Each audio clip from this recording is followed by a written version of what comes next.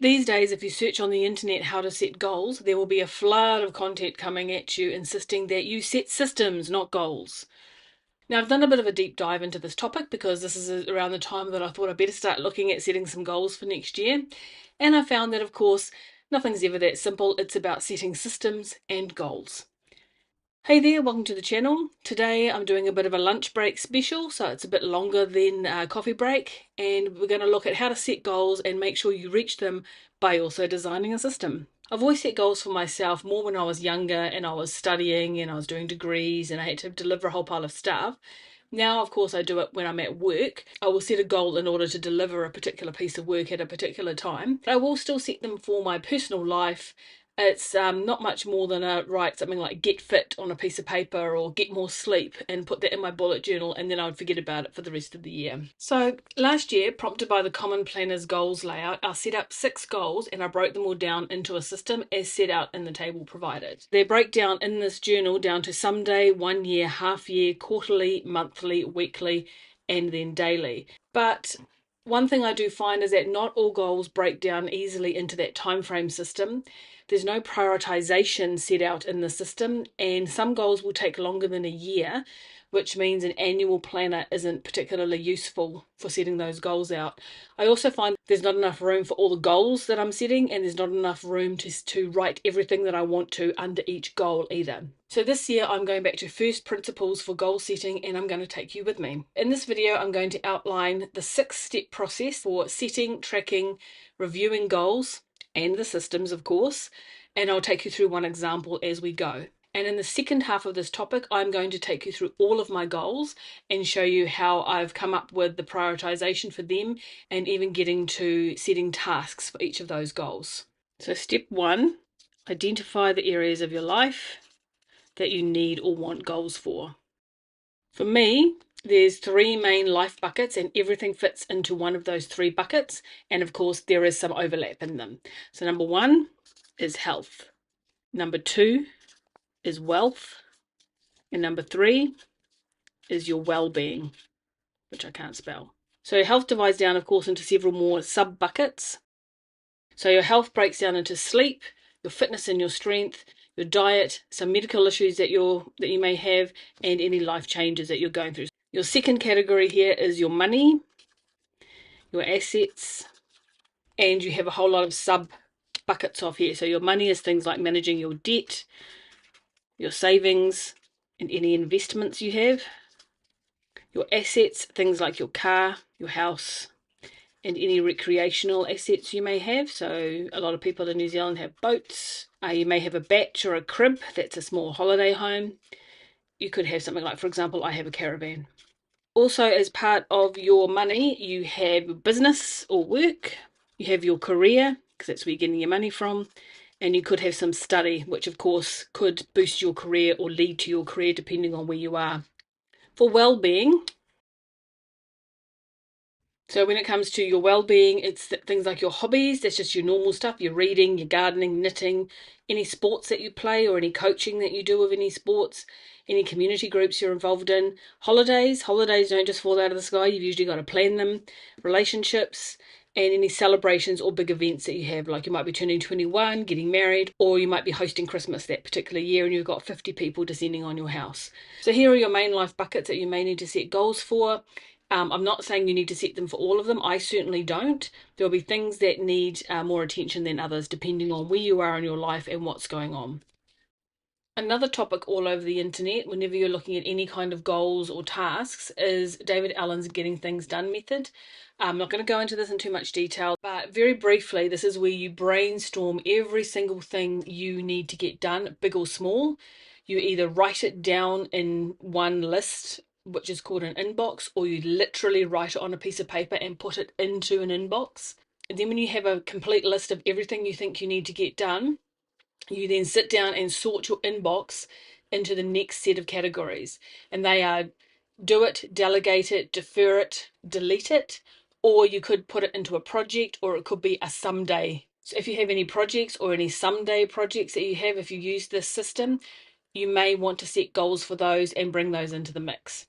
So one area of my life that I've identified that I need work on is one of my hobbies, and that is, it actually fits into quite a few. It's fitness and strength, it's hobbies, and it's also holidays. I would like to get back into tramping. Now, tramping is what we call hiking here in New Zealand, and I used to do quite a lot of it. I've done it for about 20 odd years. I was going to do a tramp late 2019, and I ended up not being able to do it because of work projects, and then I rebooked it to about April 2020, and I think we all know what happened there. So I haven't done an overnight tramp since before COVID, and I would really like to get back into it. So step 2, and I'm just using bits of paper that I'm finding around my desk. Step 2 is develop your goal into a compelling sentence. I got this off Struthless, who was on YouTube. Basically, you make it specific, you have a time period, you have a compelling reason, one for the world and one selfish just for you. So the layout is, I want something specific by time period, because, how it helps the world, and how it helps me. And the recommendation from Struthless is to make it compelling. Don't make it sound like a corporate goal. I deal with plenty of corporate fluff in my job, and I don't need any at home. So I'm going to come up with my tramping goal, and let's see how it looks. So what I've ended up with is, I want to get my shit together and be fit and healthy for a tramp by May 2026, because it will reduce my impact on our health system, and it'll be really fun to have a holiday away in our beautiful country. You are welcome, Tourism New Zealand.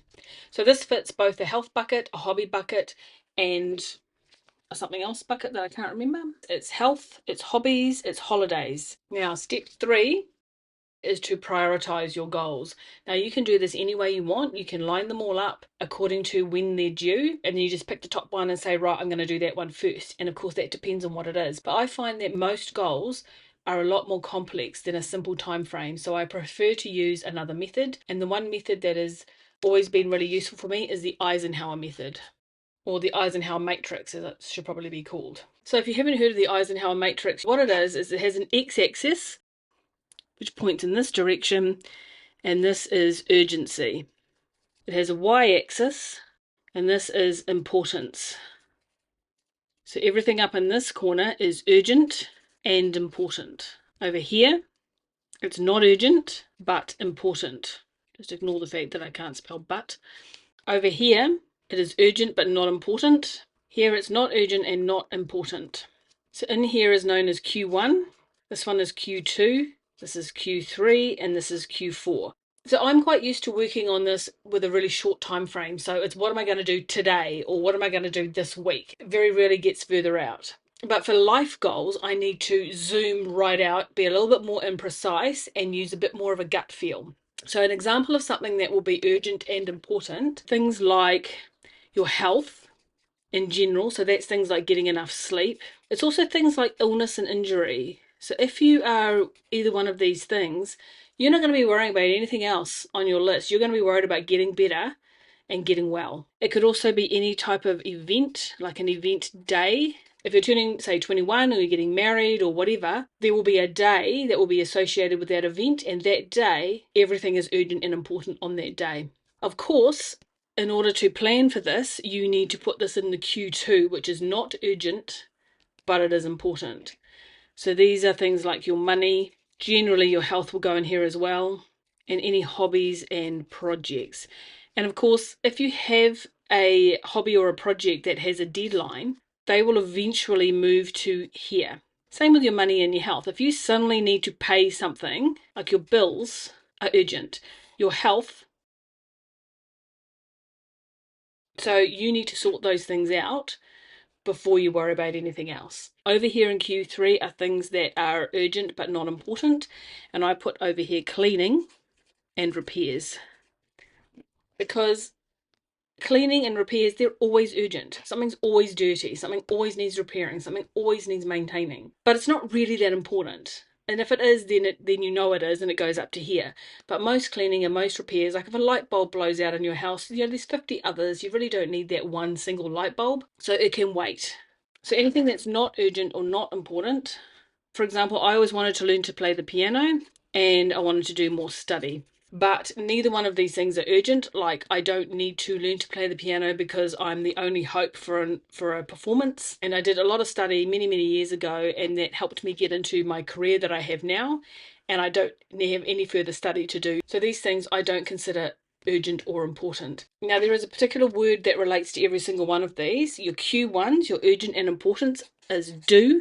Your Q2s are defer, and I prefer to use the word plan, even though it doesn't fit with the 4D model that they use here. Urgent but not important is delegate. For example, if you can afford it, you can pay someone else to do these. You don't have to do them yourself. And these are delete. I also add on a for now for this, because sometimes there are things that you do need to get around to eventually, but it's just not going to be this year or the next 2 years. So hopefully that's clear as mud. So where does my goal sit? So my goal is to go tramping next May, and there's quite a few things that need to happen before there. So as far as my tramp goes, it sits here in Q2. So my tramp. There are some things I need to do reasonably soon, so they will move over to the urgent and important. So any flight bookings will be a lot cheaper if I do them soon. Everything else I can just do as I go. So at the moment, it's going to sit here in Q2. So step 4 is to break each goal down into action steps and tasks. And at this point, you need to identify whether or not each action step is a one-off, so it's something that you do once, or if it's something that you need to do over and over and over again in order to reach the goal. So if you have a whole set of tasks that you need to do over and over again, that's a system. If you have a project that has a series of tasks that you do once and then they're done, that's a project. You still need a system to get a project done, so you still need to identify what you need to do and then block time in to do it, but it's not a repeatable system. So when I take a look at my tramping goal, I have both projects and repeatable tasks which lead to a system. So I'm going to need to book my travel and accommodation. I'll need to check over all my gear. I haven't used it for about 5 years. I'm going to need to organise some food, and at some point I'm going to need to pack all of those things. I also need to work on my fitness and my strength, and that means doing something every single day over and over again until I go tramping next year. So this is more of a system, this is more of a project. So for this bit, I now need to break everything down into the smallest pieces that take as little energy as possible. So if I'm going to start off with my travel and accommodation, first thing I'm going to do is go to New Zealand and find the closest town to Trailhead that they fly to. So I think the first step, just to backtrack, I'm going to find the closest town to the trailhead. I'm going to go to Air New Zealand and find the closest town to the trailhead that they fly to. I then need to search the internet for trailhead transport. So this is an end-to-end tramp. I need to be picked up at my accommodation, taken to the trailhead. I need to do the tramp, then I need to be picked up at the other end and then taken back to my accommodation, and then eventually to the plane to fly home. So if these two don't match, what do I do? So if they don't match, I need to look at options. But I think they do match. And this list will continue right down until I have all of my travel and accommodation booked. Where the system comes into a project is saying I am going to do one of those tasks every single night until they're all done. It's either that or sit down and do the whole lot all at one go, but I know I'm probably not going to do that until the last minute. So I would rather do one thing each night for however many nights that adds up to until it's done. What is likely to happen is that I will do a couple of these in one night, and then I'll think, well, I may as well go on to the next one. Oh, well, I may as well go on to the next one. And then I'll end up getting most of it done all in 1 or 2 nights anyway. But it's good to have a system planned ahead in case that doesn't happen.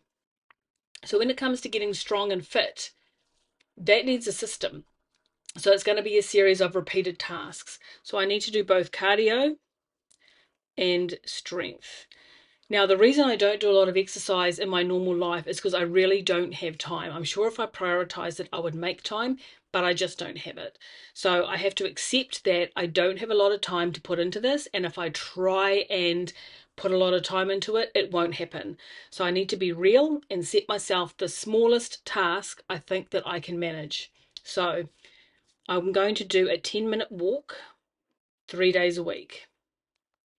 Now, a really good time I have to do that is in the middle of the day during my lunch break at work. Also at work, I have a whole lot of flat areas to choose from, and I also have quite a steep hill behind where I work, so I can start off on the flat and move up to walking up the hill. 2 days a week, I'm going to do a mini strength workout. I have a few weights already at home, and I can do that in 10 minutes before I have my shower, and then I can go ahead and have my shower. So what I'm looking at is 10 minutes a day for 5 days of the week, and I'm going to start by doing that. And then when I feel that I can move up, I'll move it up. If I never increase it, that's still better than doing nothing. So also, in order to make this easy to do, I need to do a couple of extra things. So I need to put my weights by where I'm going to do this little mini strength workout, and I need to take my socks and sneakers to work, and I've just stashed them in my locker. So it means that if I go to do it and I think, oh, I really can't be bothered doing it, I'm a little bit too tired, it's only 10 minutes. I already have everything ready. My socks and sneakers are already in my locker. I just have to go and get them and put them on. So we're up to step 6 now. Step 6 is to set up your systems, your tasks, any trackers, and your review schedule. And these will all depend on what you have planned.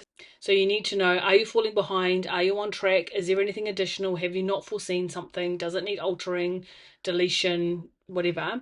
You need to set these all up. So I'm going to start reviewing my goals every month. I've been doing it every quarter, and that's when a lot of people do them. But I find that by the time 3 months have passed, I'm well behind, or I don't really care anymore, or something needed changing ages ago and I didn't do it. So I find it much more valuable to do it monthly, she says now. So getting this far has taken quite some time, so I'm going to finish the rest of the goal setting process in the next video. So I'll see you then. Have a great week.